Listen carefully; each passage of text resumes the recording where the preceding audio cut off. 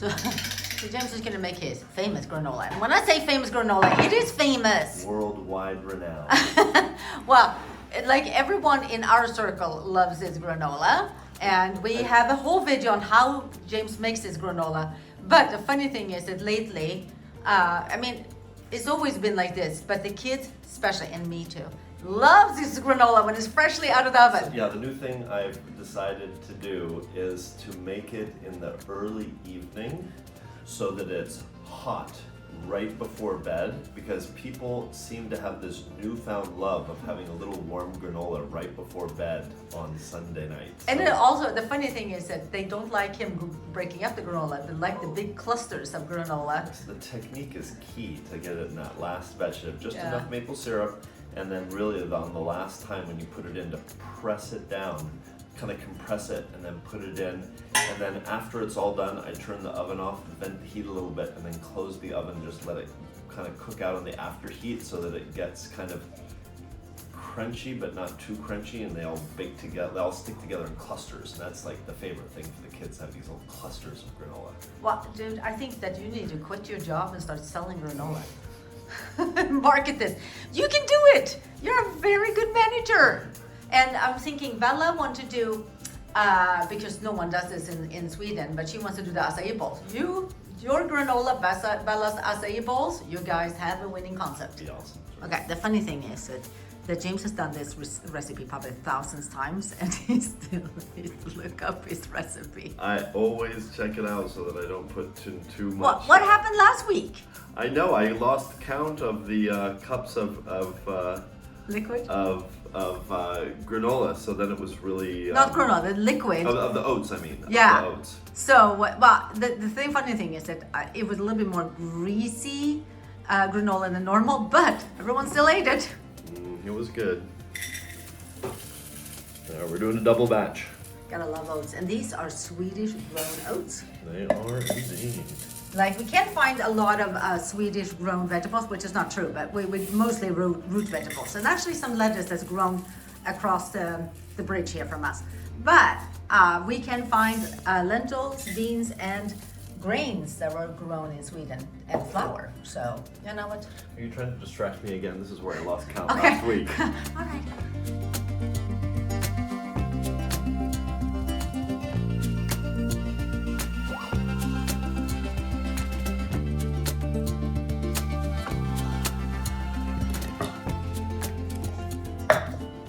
James and his the walnuts.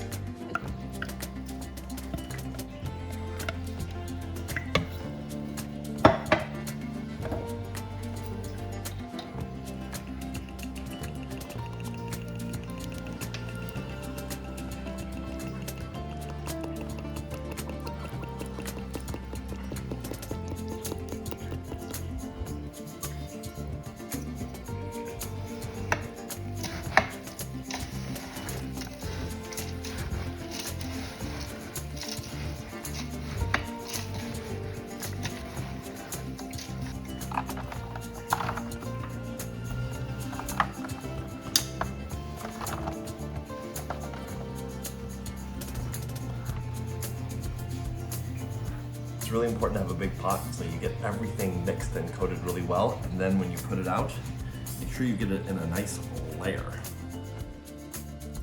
You want crunchy granola. Yeah, and the edges tend to burn if you don't get it nicely, evenly distributed. Look at you. You don't cook too many things, but you're an expert on granola making. Do a few things well.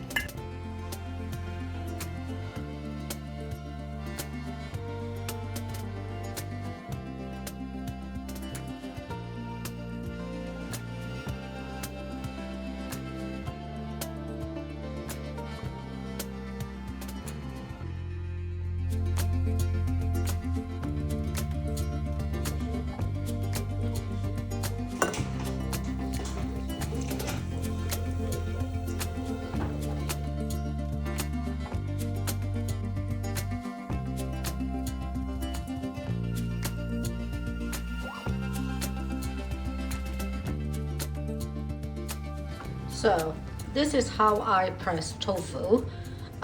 Some people have fancy tofu presses, and I had one of those, didn't like it. This seems to work really great. Just wrap it in a towel, let it sit, and it will soak up a lot, because tofu has a lot of fluids, liquid in it, water, and they can dilute any sauces or marinades. So here I have, look at this beautiful tofu.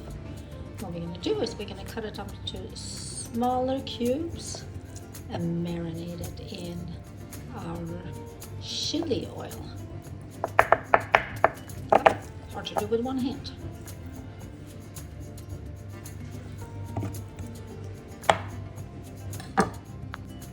Got the tofu, gonna put it into a jar. I really like these kind of jars because I don't lose the lids. Used to be that Bella had to sit and match up all the jars with the lids, but these, you don't have to do that. Okay, so now we're gonna pour the chili oil on it. This is homemade chili oil. Gonna put in a little bit of liquid aminos just to add a little bit of saltiness to it. And then we do the oil.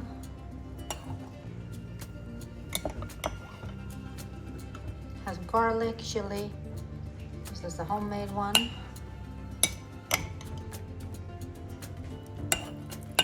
You don't have to drink them in oil because, well, no one enjoys eating that. Okay, you can see here. Try to make sure. I'm gonna shake this later on so they all get covered. One more spoon of that beautiful oil. Just look at that oil, so gorgeous. Look at that. Shake them all so they're all coated in that yummy oil. Liquid aminos, a little salty, a little spicy. Perfect to have in salads, in stir fries.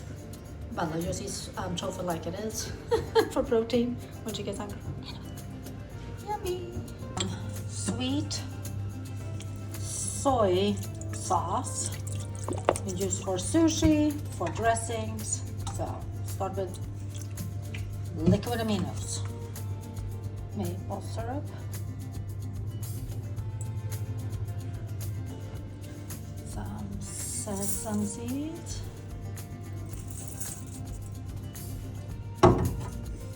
Rice wine vinegar,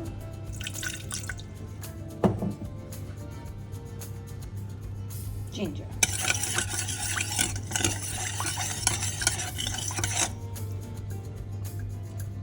I'm just gonna let it simmer a little bit so it thickens and becomes like a really nice glaze that you can put on top of sushi. It kind of mimics the, I guess it's called eel sauce. But this is a much healthier version, obviously. And why not? I'm gonna put in a couple of chili flakes. Is it okay if I put some chili flakes in? Yeah. Okay, let's put in some chili flakes. Not too many.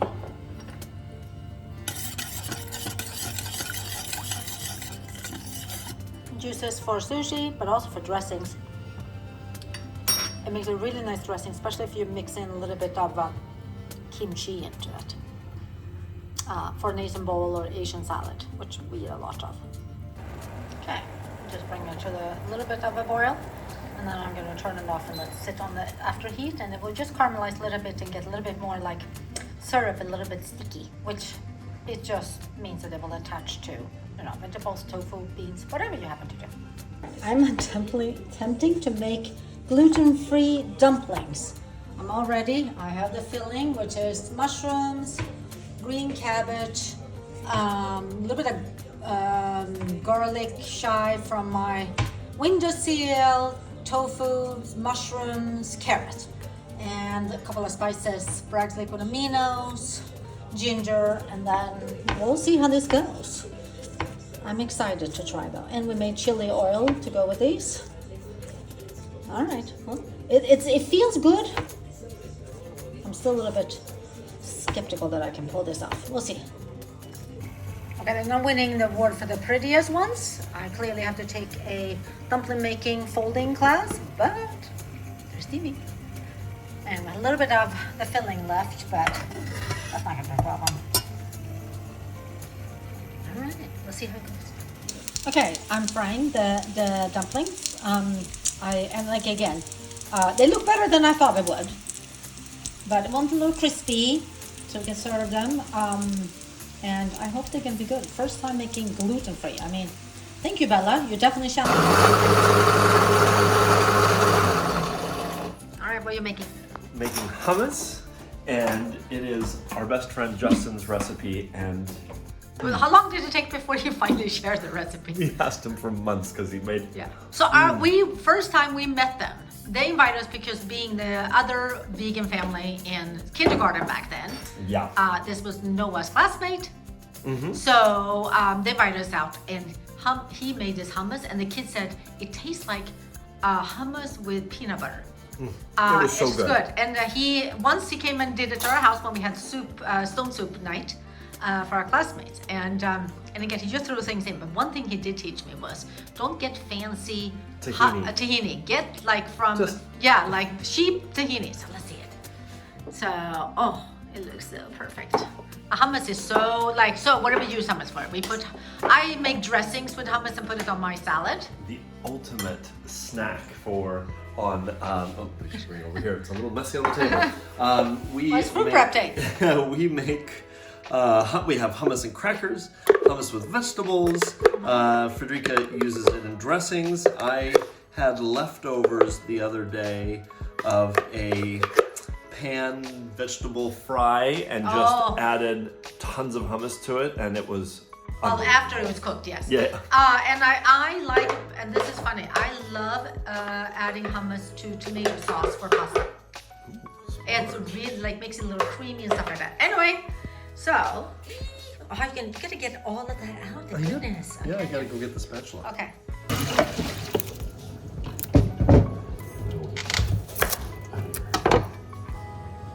That's good at using these red onions. They're starting to get soft. Still good, but Yeah, not for long. yeah. Probably should make some pickled red onions too to go with, or the beans. Liam's mother. Spicy. It was spicy. It was perfect for me, but it was. Live and learn. But he enjoyed it, and he ate most of it. Well, he seems to handle spice better because. Oh, I so appreciate when the onions are not so strong that I'm crying my eyes out. This was nice mild onions.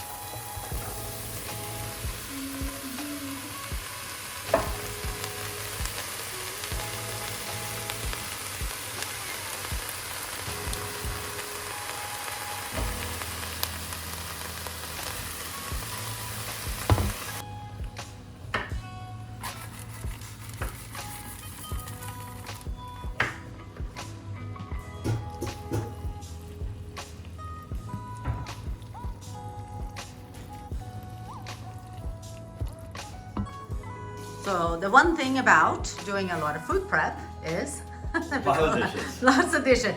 Thank God we have minions who are. So Liam and Noah, their chores are actually that they unload and load the dishwasher machine, and I feel sorry for them because on prep days there's a lot of unloading. Non-stop. And I feel sorry for you because we have this big pot and we use it over and over again.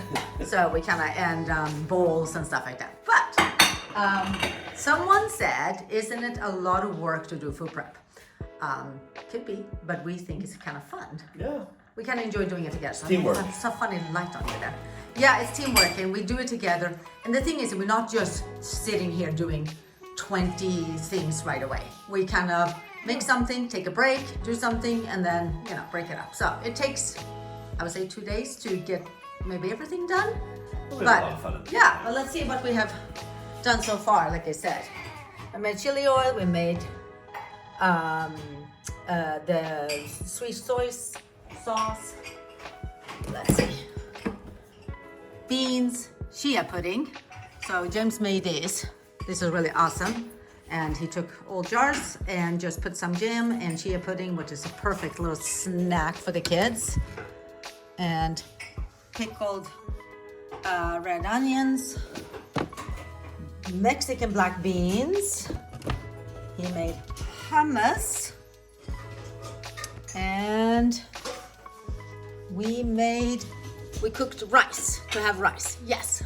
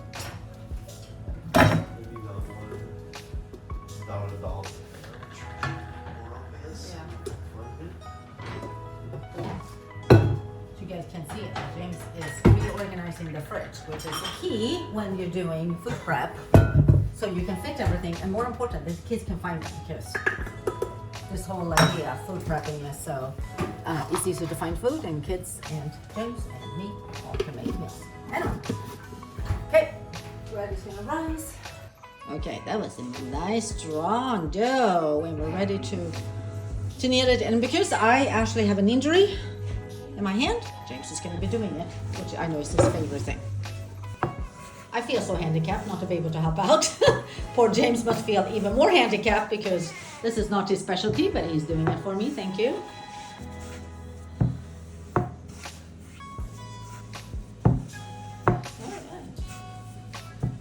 I like to bake my bread, special sourdough bread, in these. This is actually my grandparents received this pot as a wedding gift. And then my mom had it, and now I have it. And it's still so good, and it's really good to bake bread in. So now we're gonna let it sit in rice another 30 minutes. All right, bread is out. Smells good. I wish you could smell the bread. It smells really good. And then, oh, good crust. Okay, so we're done food prepping, and this is some of the things. Some things are already frozen because I did some food prepping for James is gonna be out of town, and then I'm gonna be out of town. So let's go over what we have here. We have quinoa, chopped up kale, noodles, marinated tofu, Mexican black beans, cobbler. We have hummus, jam, a tahini lemon dressing, tomato sauce, more black beans, and we have sweet soy sauce and rice. We also have in the freezer, we have breads and energy balls and crackers and some, let's see, and also James made granola, and we have his breakfast cookies. So it seems like a lot, and that we stood enslaved in the kitchen all day long. We didn't. We had a lot of fun. It took us 2 days, but only because we stopped. We had games. We played with kids. We had dinner together. It's not like we worked nonstop. So anyway,